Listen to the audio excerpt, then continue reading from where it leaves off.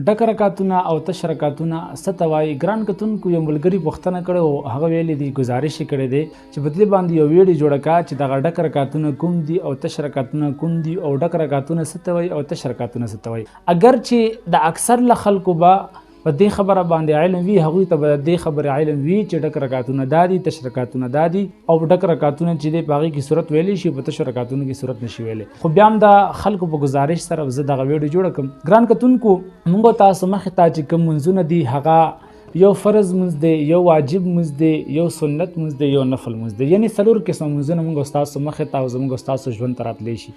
فرض منځ چې 2 رکعته وي هغه دواړه ډک وي لکه د سحر منځ.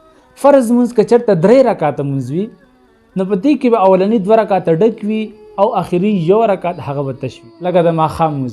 او که چېرته فرض 4 رکعته منځ وي په هغې کې به اولني 2 رکعتونه دا ډک وي او اخرني 2 رکعتونه به تش وي.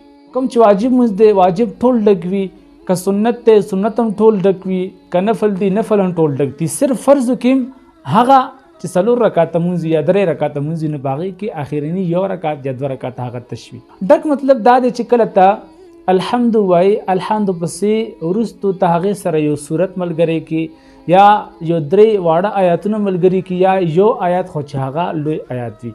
نو ډک رکعت دا مطلب دی چې ته به د سورې فاتحې نه وروستو دغه رکعت سره صورت ملګری کوي یا به 3 واړه آیاتونه یا یو اوږد آیات. او تش رکعت مطلب دا دی چې ته په هغې کې بسم الله او سورې فاتحه ووایي، دغه سورې فاتحه پکې وایي. دا مستحب دي. واخر دعوانا ان الحمد لله رب العالمین.